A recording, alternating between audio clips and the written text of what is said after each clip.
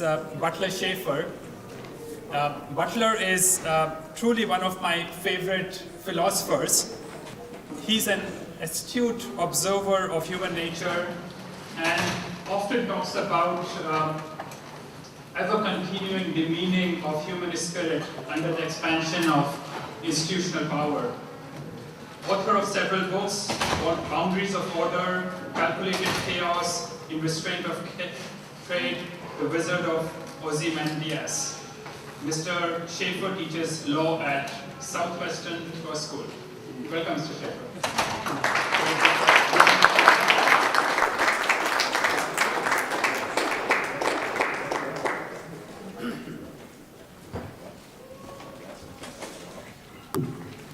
Well, the prior speakers have fortunately saved me some time, because I had some notes here and I thought, how am I going to get through all this in the time period that was given? And fortunately, what I got into was a wonderful lead into some of my comments.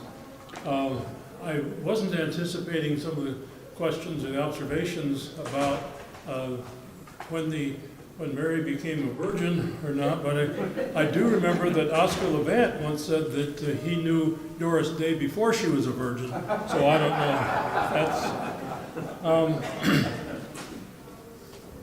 one thing I think in the area of religion, I've always been a non-religious person in the organizational sense. I think that institutions are our major problem in the world, and that includes religious ones, although I think we do have a need for spiritual or religious experiences. I also agree with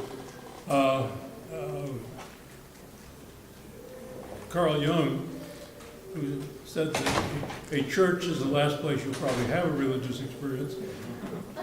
But I do think we made a mistake, our ancestors made a mistake, when we went from polytheism to monotheism. And there's something nice about polytheism. If you're into the religious way of thinking, there was something nice about it. It was more like a market function. You know, different gods took care of different areas of activity. The gods for agriculture, gods for weather, gods for the health of your family, the gods for whatever it might be. And there were so many gods that people really had a tolerance for one another's differences of opinion. And it's well known that in, even by the time of Rome, that there were temples built to the unknown gods. Now think about that. What does that mean? That means we're going to build a temple here in case there's some god we've forgotten. We don't want to offend that guy. And so if you have a god of whatever the particular function in the universe might be, and you hadn't built another temple to him, well, you're taken care of over here, Hector. You're all right. Oh, all right, okay. So maybe as part of the decentralization that's going on in our culture, maybe there's going to be a decentralization back into the kinds of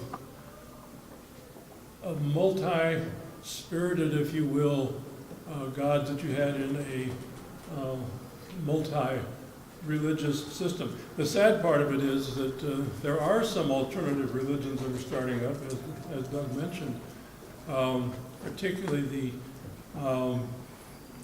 I don't know what it's called now. I call them kind of the Gang Green group, the environmentalists, who began as people who were going to warn us about the coming ice age. Oops, no, it's going to be the coming global warming.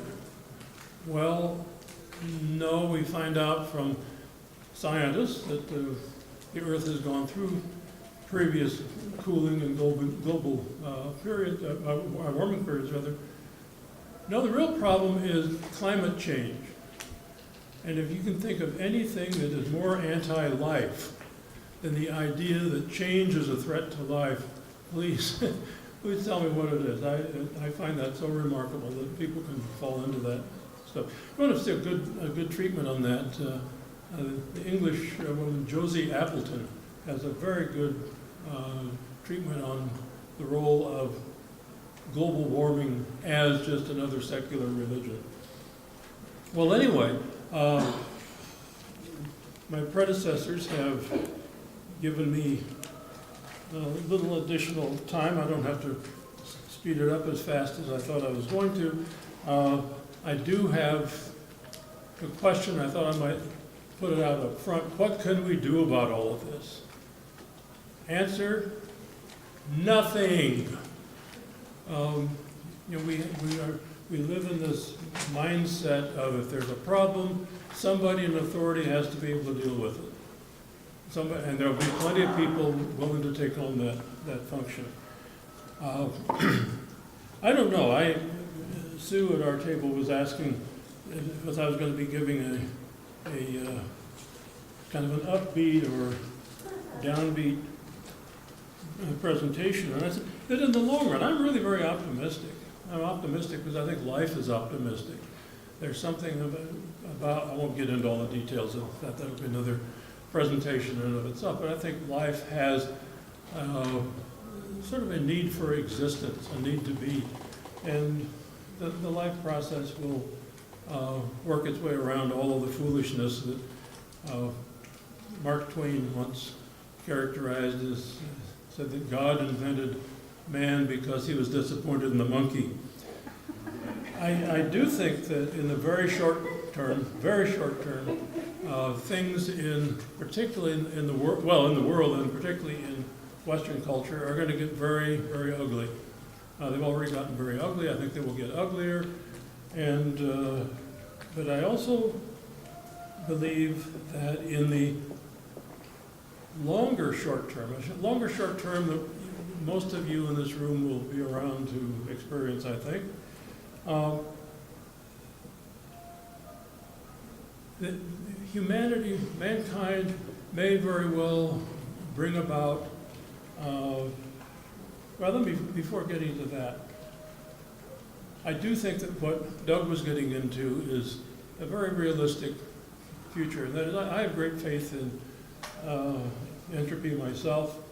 I also have a great confidence in the study of chaos and complexity, which tell us that when you're dealing with complex systems by definition are unpredictable.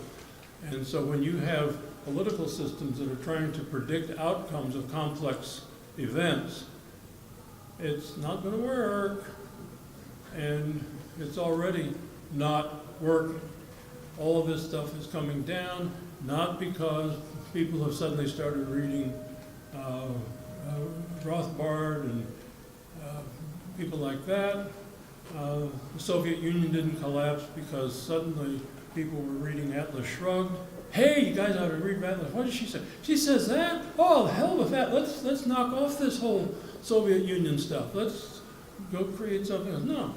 These systems collapse of their own dead weight, and that's what's happening in Western cultures. It's collapsing of its own dead weight. The system simply cannot sustain that. There are too many inner contradictions, too many conflicts, too many distortions of what the conditions are that life depends upon for it to survive. And I suspect that what we are I think in the process of experiencing is the emergence of, I don't know quite how to word it, the emergence of a condition that will be much like what occurred after Gutenberg's wonderful invention, which managed to increase the flow of information. And we had things like the Renaissance and Reformation, scientific revolution, the Reformation, the Industrial Revolution, all of these very liberalizing epochs. And with the internet and other forms of technology, the internet is just a good symbol of that, but there's a hell of a lot more going on than just the internet. You have all of this individualized technology that the system, the institutional system just can't deal with. And that's why you have all these people going into high gear trying to basically destroy it and destroy anyone who stands in the way of their interests in power. I have no doubt that if those who run the political establishment, the institutionalized forces that run the political establishment, thought that destroying 5 or 6 billion people on the planet would be necessary to save their purpose, their interests, they would do it. I have no sense of any, really benevolent purpose underlying institutions. I think they are a drastic mistake, but I think that they are also being undercut by a lot of influences that are returning life back to its more decentralized individual roots. My favorite quote of myself ever given is that I think that civilizations are created by individuals and that they're destroyed by collectives. And I think we are back in that position. In the longer term, I also suspect that we may be carrying out Arthur Kessler's warning that perhaps humanity was a biological mistake. Perhaps giving a killer ape intelligence was not a great evolutionary move. And if that's the case, we may end up being the first known species to ever exterminate itself. And we look back and we've done a pretty good job. We've been around for, 1 million years or so. Unlike those dumb dinosaurs. Anyone know how long the dinosaurs tromped around on the planet? Hundreds of millions. 165 million years. And we've done it for about 1 million, and boy, we're feeling great. But anyway, longer term, and this gets back to Sue's question. I have an artist drawing of what he thinks the longer term view of our situation is. And it says, maybe some of you have seen this. It's an artist drawing of something that's going on right now in our universe, and that is that the galaxy Milky Way and the galaxy of Andromeda are colliding. Did any of you know that? Did any of you see that on CNN? No. But they are in the process of coming together in what may be at least some minor version, as the universe goes, of the Big Crunch. A lot of physicists have said, well, we had the Big Bang, maybe there's going to be a big crunch as well. But in any event, that's what's lying in your future, kids. You better get with it. You better get off your duffs and do something about this, because it's coming sooner than you think. How soon? About 4 billion years. But if you don't give a rodent's posterior for the future of mankind, you better get a message off to Al Gore saying he needs to do something to help reorganize, reorder, redirect these galaxies. I mean, if the mind of man can conceive these things, they can do it. Well, anyway, the more fun question that I have with all of this is, what are the consequences? Where is all of this going? If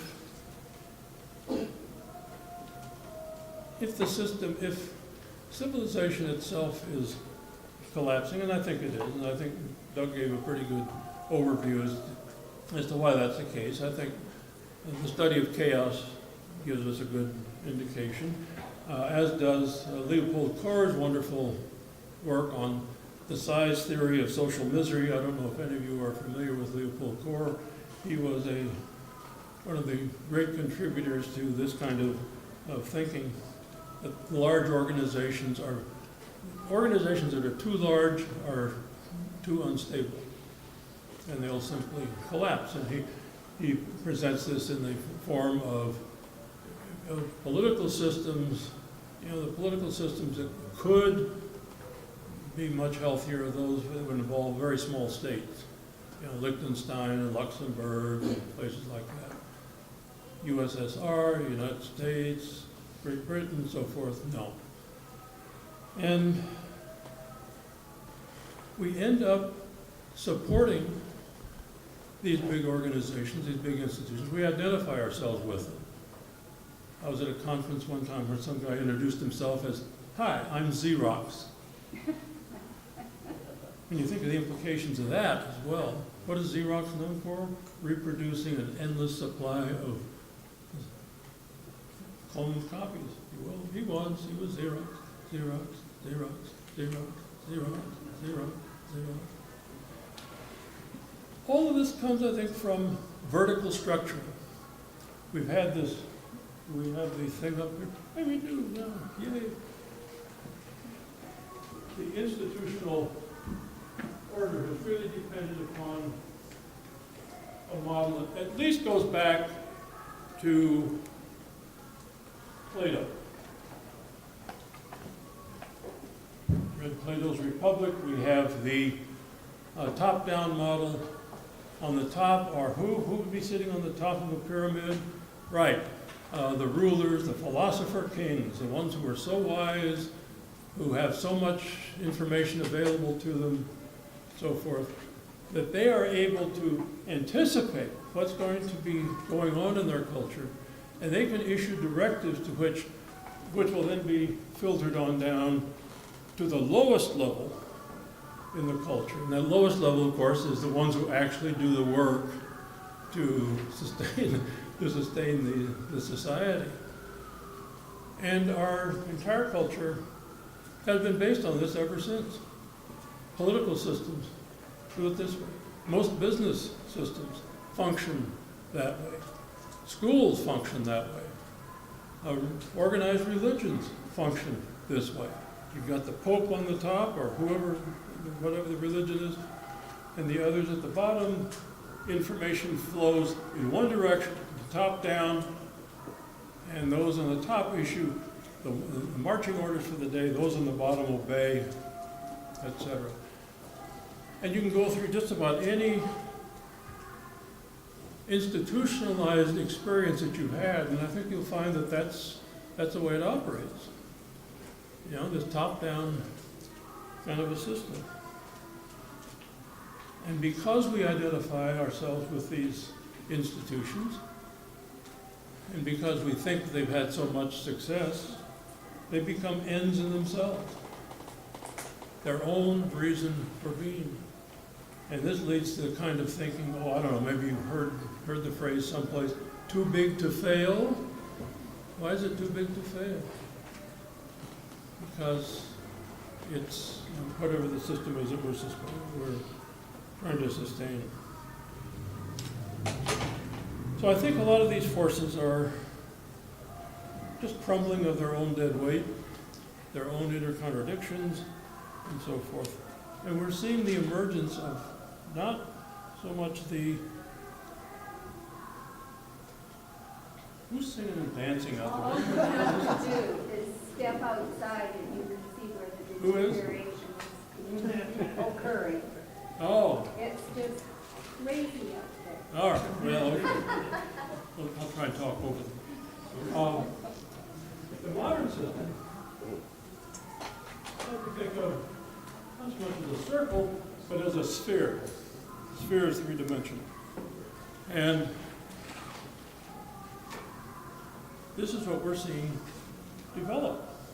A spherical view of society. What do I mean by spherical? There isn't the vertical top-down origination. It's a horizontal relationships, horizontal networks. Internet, again, being a classic example. Who do you communicate with on the internet? Probably not the same people I do. We're doing it in a very cross communicative fashion. And so you could say, unlike the pyramid, the obvious position, the advantageous position is to be where? On top. If you want to have influence in the world, you want to be on top of things, right? What about on a sphere? Is there an advantageous position on a sphere? Imagine a big ball. Is there an advantageous position any place on that ball? One of our sons-in-law is from Australia, and I've talked to him a few times about, do you really think, coming from Australia, do you have a different vision of where you are in the world than what we would here in North America? So, no, not really. But it's in this kind of an arrangement, you get the kind of relationships by which any of us now have what nobody in human history, at least as far as I know, unless there was some prior period where all this was going on before, but each one of us has the capacity, has the ability to communicate directly with every human being on the planet. Sounds shocking, doesn't it? Every human being. Only two conditions necessary for that. One, every person on the planet has a computer that's hooked up to the internet. And two, all these other people on the planet want to communicate with you. If you want to do that, it's fine. It's not write a letter to the editor of the LA Times. It's not try to get some message sneaked onto NBC News or something like that. You do it much more directly. And it's very powerful.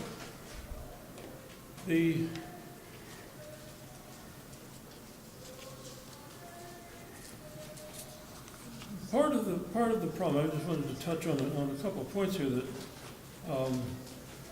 related to what some others have already mentioned.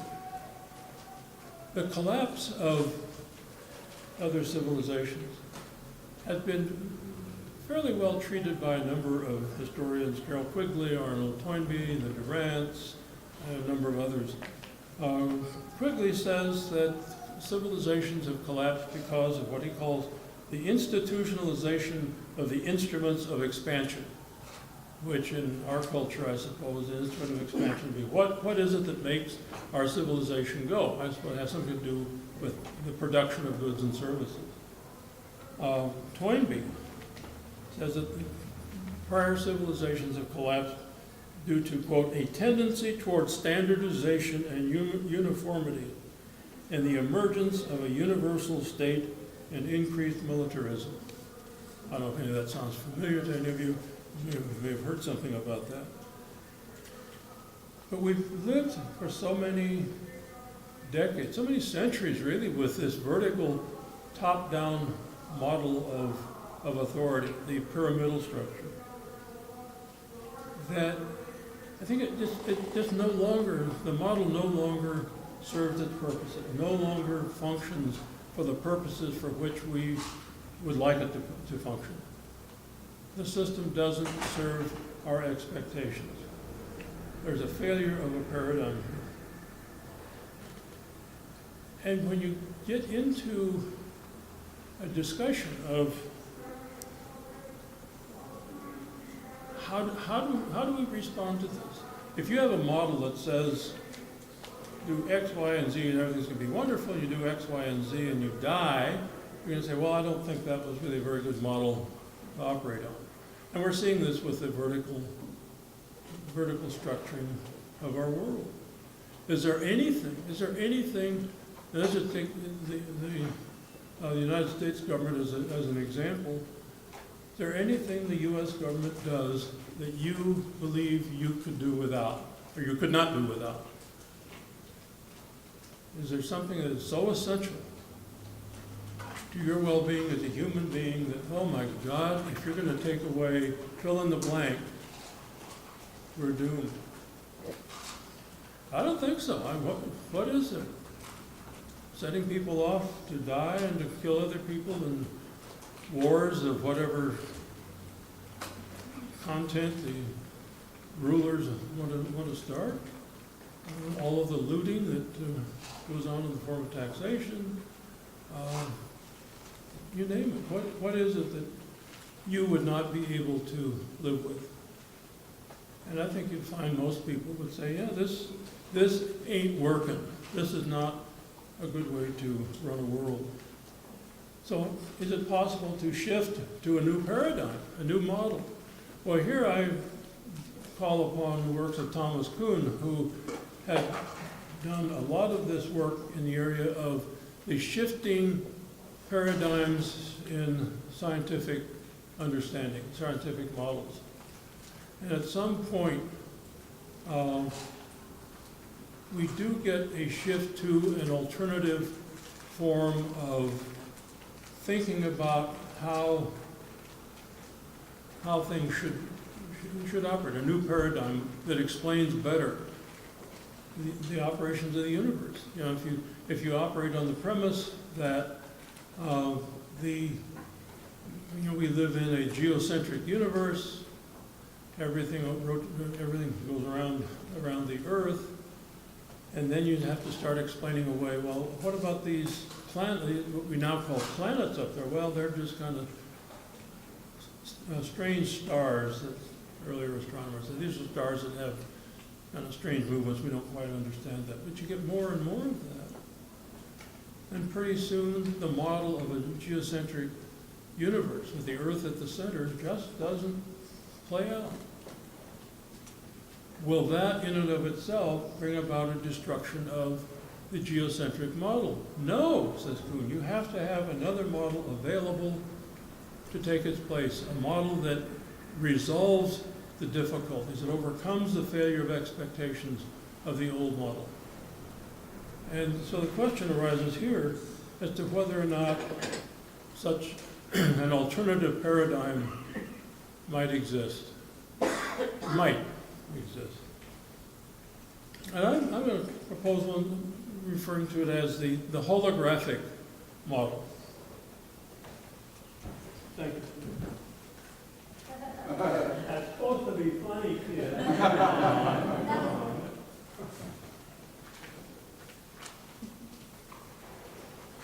You're all familiar with holograms, I suppose.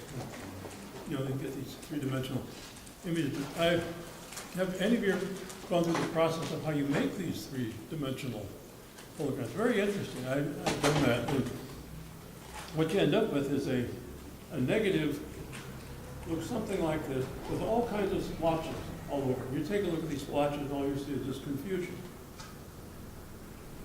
And you don't quite know what to make of that. But if you run a laser light through any portion of that, the negative on there, you will get a reproduction of the entire picture. Unlike a regular 35 millimeter camera, if you get a negative and you run a light through any portion of it, or you try to reproduce any portion of it, you get just the portion that the light went through. So if you have Uncle Willie standing beside a tree and the old car is parked over here, and you decide to run the light through where the car is, all you get is the car. And on a holographic negative, you get the entire picture. So wherever you run that light, you get the entire picture. What does this mean? It means that in terms of holographic reproduction, the entire image is spread across the negative. In other words, that the hologram contains the entire picture. Now think about that in terms of what you've been hearing today and what you read about before you got here today. What is the nature of the world in which we live? Is it one in which order comes from up here, is imposed upon society by a few experts? I heard a funny one the other day. It just broke me up. Somebody had listed on television as a lifestyle expert. Come. Anyway, it's done that way. Or is this diffused throughout the system, as with a globe?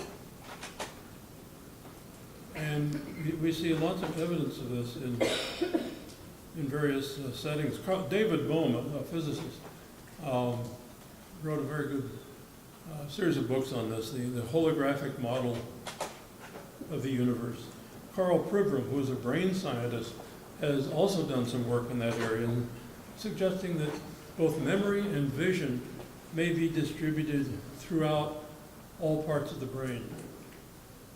I did one experiment, I should say, one time.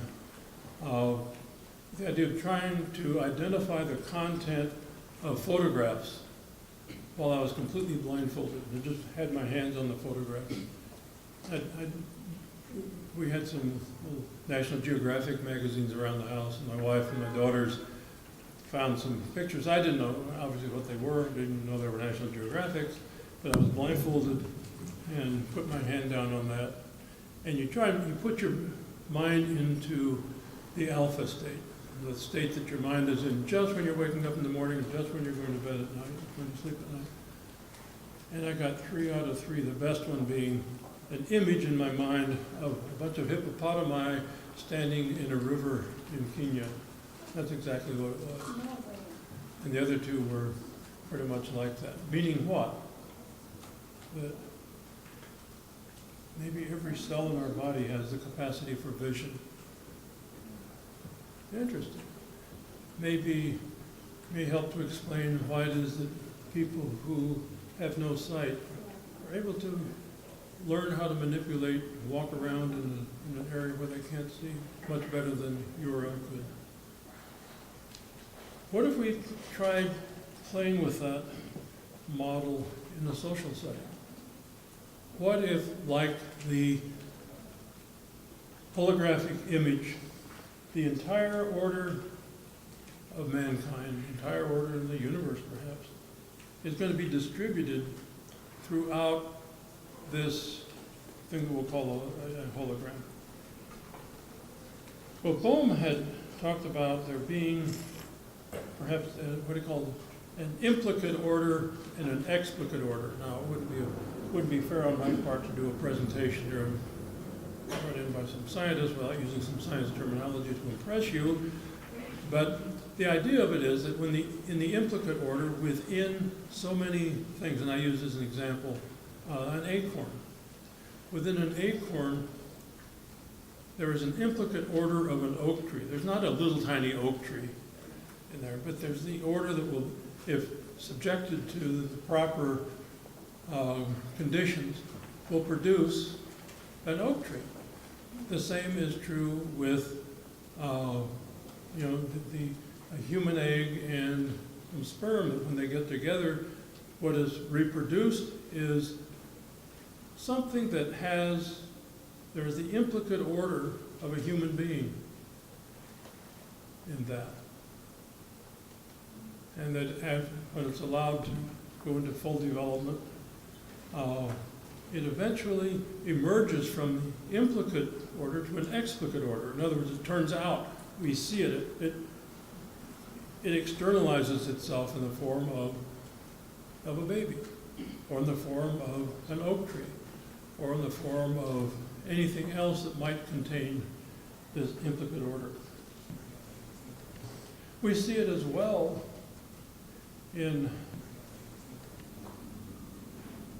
like photographic images or sound recordings. I assume you've all had these tape recordings of various pieces of music, and you take a look at that tape recording. What do you see? Just a brown piece of tape, shiny on one side and kind of dull on the other. You say, hell, there's nothing in there. Well, you put it into a tape recorder and hit the play, and all of a sudden you hear, Strauss's Ein Heldenleben or something like that. Where did that come from? Well, it was enfolded into that tape in much the same way that a photograph is enfolded into an image. The same with DNA. The development of a child is enfolded into the DNA structure.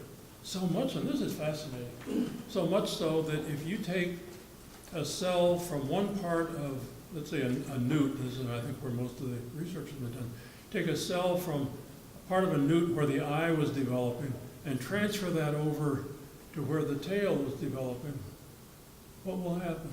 You'd think, intuitively you would think, well, it's going to develop an eye over there where the tail is. No, it communicates. That cell communicates with its adjoining cells and participates in the construction of a tail. And think about that in terms of what we mean, not just as a metaphor, not just as something fun and exciting to think about, but as a reality of things. This is the way life is. I remember the best course of study I ever had in undergraduate days in college was geology.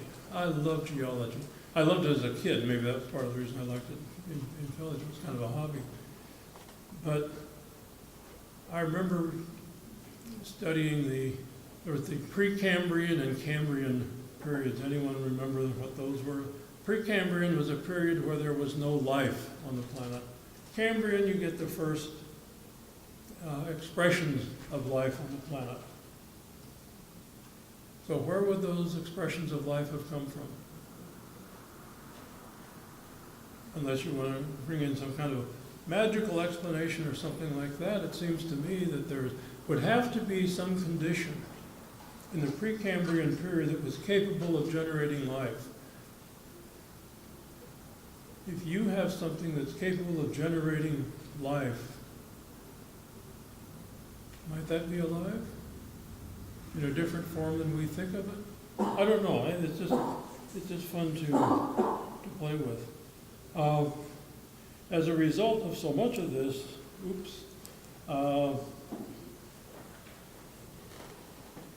we get out of all this a lot of orderly relationships that are developed holographically. In other words, that they are common among all of us on the planet, and also spontaneously. And I think one of the most exciting ones I found is language. Who created language? Noam Chomsky says that all humans are hardwired for languages. It can be any kind of language. It can be Japanese, it can be French, it can be English, it can be Swahili, it can be anything. But we are all hardwired to accept language. But where did the content of language come from? You ever pick up one of these unabridged dictionaries? Big job. Who made up all that stuff? Webster? I don't think so. And it's fun to go back.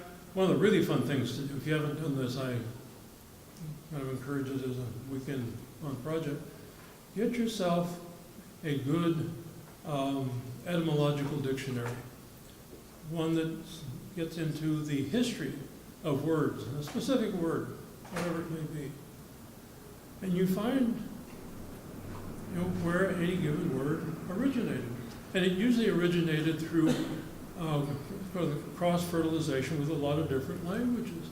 One of the most exciting ones I found years ago, that almost brings tears to your eyes to think about it, was that the words peace, freedom, love, friend, all come from interrelated influences. Think about that the next time someone, you just got one of these crackpot ideologies that you're working with. No. This is something that has been in the human psyche, in the history of our language since day one. Peace, freedom, love, and friend. And you can play out your own version of what that means. And people who live as friends, live in peace, freedom, etc. Is that across every different language? Does that exist? Well, it comes from a lot of different languages. Now, the one I have is an etymological dictionary of the English language. Yeah? I haven't looked into it for the origins of French and Spanish and so forth. Although, if you get into the etymological dictionary for English, you'll find that these words came from different languages. Yeah, Old English and Old German and whatever. It's just fun. It really is. The marketplace. Think of the marketplace as something like this, isn't it? The sphere. Who runs the marketplace? Well, there are a lot of people out there who are screwing it up, but who actually runs a marketplace? Who's issuing orders? Who's issuing directives? Consumers. No. They aren't.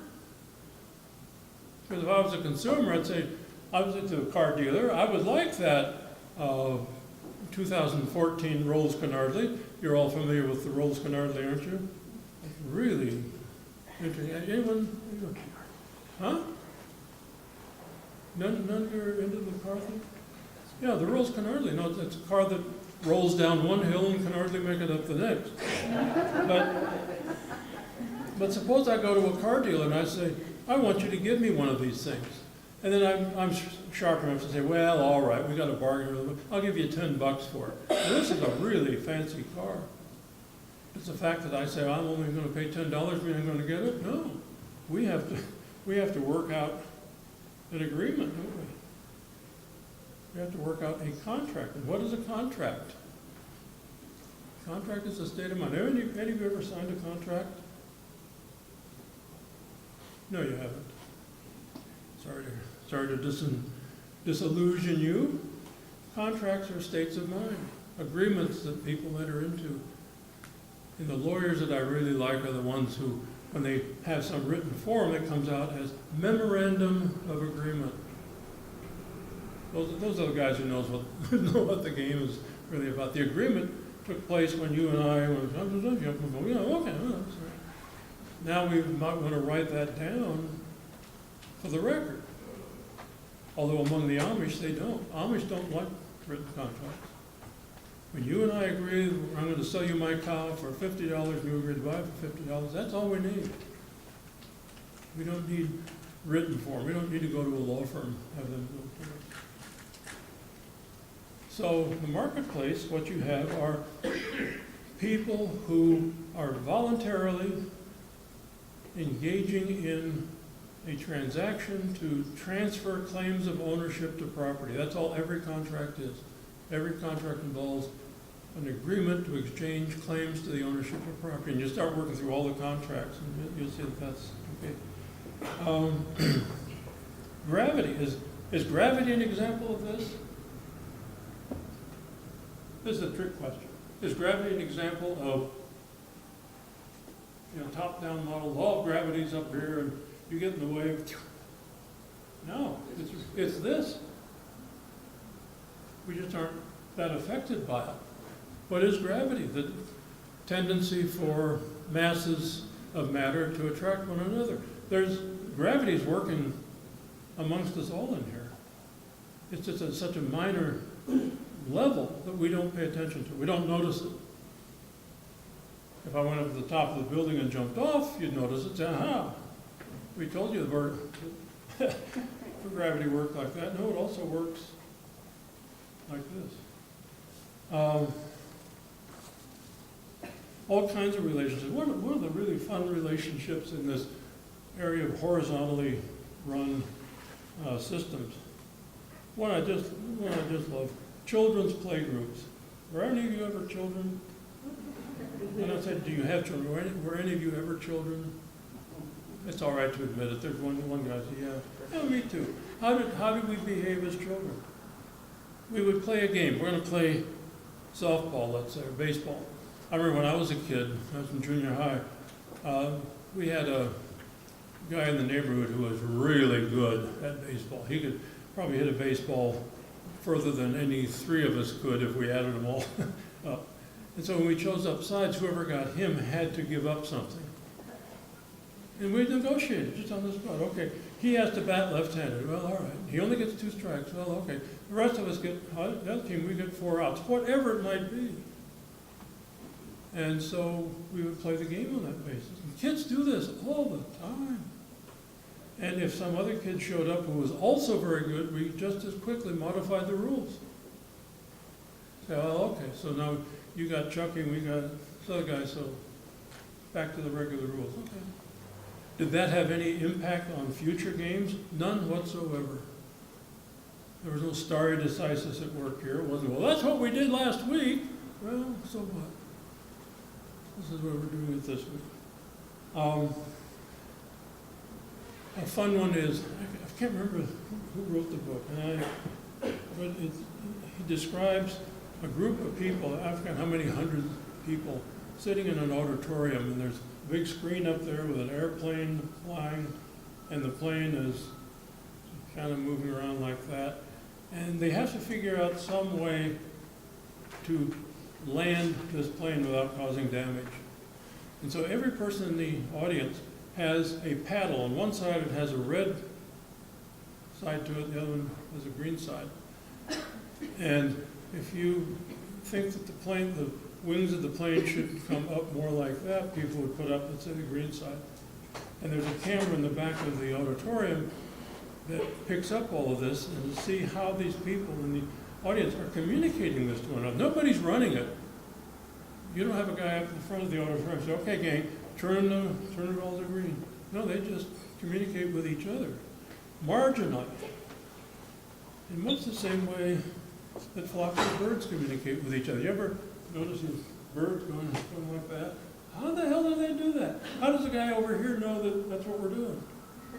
You get this marginal communication. You see it in schools of fish as well. It's what all of us understand economics, or like to imagine that we understand economics, mean we're talking about price changes and so forth. Marginal utility, marginal price change. What marginal change in demand or in production, whatever, is going to have an effect on prices?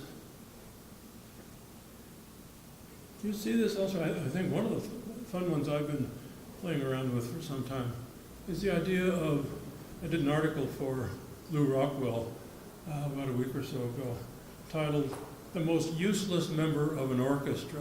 And it's who? It's the conductor. The conductor has absolutely no function. Zero, zilch, nada, I don't care how many orchestras you played in and so forth.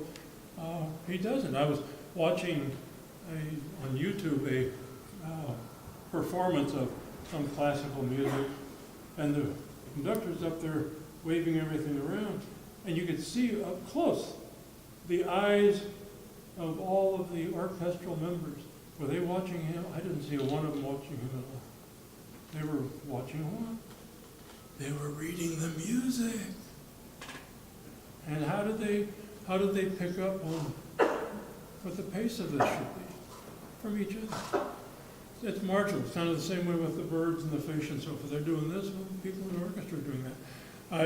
When I put that out, I had some man send me a YouTube of an orchestral performance in Germany that had no conductor. I teach a seminar in the law school on informal systems of order, and I had a woman in my seminar who played she was a member of the Toronto Symphony Orchestra. Could have been Montreal, it was either Montreal or Toronto, I think it was Toronto. And she agreed with me. She said, absolutely so. Said that when I was in music school, and she went to one of the biggie music schools, said we experimented with that, and we found that you didn't need that guy. You might be good to help the students learn how to play a particular instrument. You put this finger here instead of there, but once the orchestral performance was undertaken, he served no purpose. It's kind of like one of my favorite types of music is jazz, and I don't know if any of you have been to jazz performances, but all you really need is some agreed upon method of getting the thing started. And who keeps the rhythm going? We call it that, the rhythm section, right? And they pick up on what the other performers are doing, and the other performers are picking up on them, and so forth. Well, yikes. Well, let me just end it this way. I think there's something to this holographic model, and I've written about it in many of my articles and books and so forth. It's the idea of order existing within a system. It exists in sort of a networking fashion, much the same way with birds and a flock of birds. Nobody's running it. Not even when you see geese flying in a big V formation. You think the head goose up there is running it? Have you ever watched these guys? He flies it for a while, and then he drops to the back, somebody else picks it up.